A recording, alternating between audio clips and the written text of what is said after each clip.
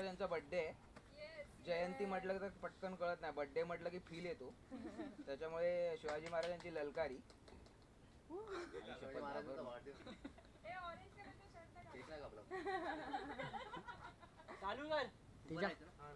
नाही ना, असं काय नाही.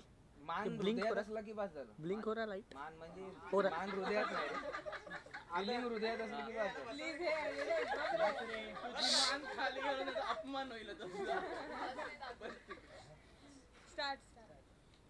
क्षत्रिय कुलावतंस सिंहासनाधीश्वर गोब्राह्मण प्रतिपालक कुळवाडी भूषण न्यायालंकार मंडित अष्टप्रधान वेष्टित राजनीती धुरंधर प्रौढ प्रताप पुरंदर भूपती गणपती गजपती नौसेनाधिपती राजराजेंद्र भोसले कुलदीपक शहाजी सुत वलियदे सल्तनते दखन श्रीमंत श्री छत्रपती शिवाजी महाराज की जय. श्रीमंत श्री छत्रपती शिवाजी महाराज की जय. शिवाजी महाराज की जय.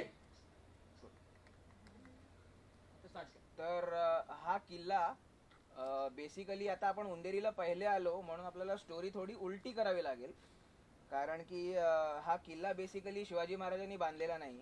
हा शिवाजी महाराजांचा कट्टर शत्रू सिद्दी कासिमने बांधलेला आहे, जो मुरुड जंजिऱ्याचा राज्यकर्ता होता. आणि हा किल्ला नंतर बांधला गेला, खांदेरी पहिला बांधला गेला. बेसिकली खांदेरी उंदेरीची स्टोरी सुरू करण्याच्या आधी थोडीशी बॅकग्राऊंड म्हणून सांगावी लागते. शिवाजी महाराजांनी 1657 साली आरमार बनवायला सुरुवात केली. आरमार हा शब्द पण बेसिकली मराठीतनं म्हणजे दुसरीकडनं आलेली एक चौकी, जी किनाऱ्यावरची केवळ नॉर्मल तपासणीची चौकी होती, ती किल्ला म्हणून डेव्हलप केली. आणि मग निवडलं पण असा वातावरण की ज्यामुळे शत्रूला आपल्या हालचालींचा पाठपुरावा किंवा मागमूस राहिला नाही पाहिजे, आणि मग किल्ले बांधायला सुरुवात केली. तर आता आपण पहिले खांदेरीवर जाऊ तेव्हा मग खांदेरीची स्टोरी सांगेन, आणि त्या उल्लेखानेच नंतर परत आपण उंदेरीच्या स्टोरीकडे वळूया. थँक्यू.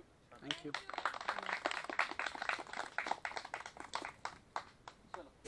पण कल्याण हे कसं होतं, हे खाडीच्या तीरावर आतमध्ये होतं, म्हणजे तिथपासून समुद्र जवळजवळ एक 30-40 किलोमीटर दूर आहे.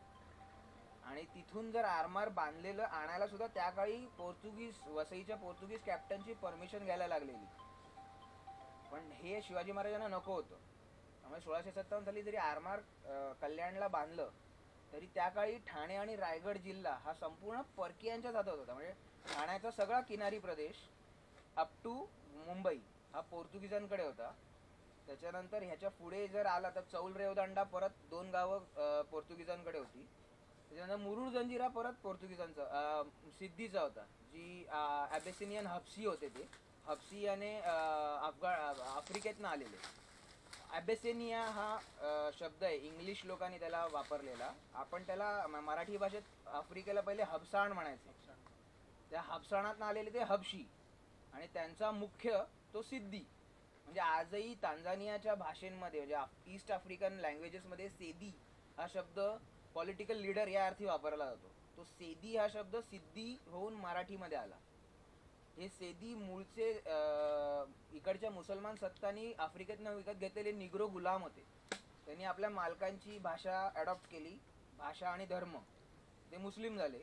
अहमदनगरच्या निजामशाने सिद्धीला इथे जहागीरदारी दिली आणि इकडच्या म्हणजे लोकल सत्तेचा चीफ म्हणून नेमलेलं. त्यामुळे रायगड आणि ठाणे हे दोन्ही जिल्हे पोर्चुगीज आणि सिद्धीने व्यापून टाकलेले. शिवाजी महाराजांनी जे नौदल सुरू केलं त्याची डेव्हलपमेंट रत्नागिरी आणि सिंधुदुर्गला गेली. त्यांनी सुवर्णदुर्गला बेस बनवला, विजयदुर्गला बेस बनवला, आणि राजधानी सिंधुदुर्ग सागरी साम्राज्याची राजधानी सिंधुदुर्ग केली. शिवाजी महाराजांच्या मॅनेजमेंटचं हे म्हणजे आपण विशेषतः तुम्हाला सांगू शकतो की ही आहे. त्यांनी बघितलं की एक्सपर्ट या क्षेत्रातले इथे नॉर्थला आहेत, मग आपण आधी स्वतः एक्सपर्ट व्हायला साऊथला जाऊ जिथे शांतता आहे. त्यांनी आपलं आरमार आधी बळकट केलं आणि मग त्यांनी उत्तरेकडे लक्ष दिलं. बाय द टाइम 1670 वगैरे झालेलं. शिवाजी आणि त्याच्या आधी थोडंसं झालेलं की असं पोर्चुगलच्या राणीचं इंग्रजांच्या राजाशी लग्न झालं आणि त्यामुळे पोर्तुगालकडनं इंग्लंडला मुंबई बेट हुंडा मिळाली. आता त्याच्या हुंड्याच्या कागदपत्रामध्ये एक म्हणजे असा नॉर्मल उल्लेख होता की 7 बेट, मुंबईची बेट. आता ती 7 बेट होती आणि त्याच्यात खांदेरी उंदेरी होतं, हे सगळं कोणालाच काही माहित नव्हतं. पण इंग्रज असं धरून चालायचं की हे आमची आहे. आणि इंग्रजांचं आणि सिद्धीचं साठलोटं होतं, कारण का या दोघांचा समान शत्रू जो किनाऱ्यावर पसरलेला म्हणजे मराठी सत्ता, त्याला शह मिळाला तर ते दोघांनाही हवा असायचं. तर शिवाजी महाराजांचं परत दूरदृष्टी म्हणा किंवा टॅक्टिक्स म्हणा, स्ट्रॅटेजी म्हणा, त्यांची इतकी चांगली होती की त्यांनी बरोबर मुरुडचा जंजिरा आणि मुंबईची बेट याच्यामध्ये असलेली ही खांदेरी उंदेरीच्या बेटांवर लक्ष केंद्रित केलं. 1670-72च्या आसपास त्यांनी पहिल्यांदा इथे सर्वे करायला घेतला. तुम्ही म्हणजे ह्याच्यात पण आपल्याला असं बघता येईल की आलं मनात घेतला किल्ला बांधायला. त्यांनी पहिले सर्वे केला, त्यांनी दोन्ही बेटांवर सर्वे केला.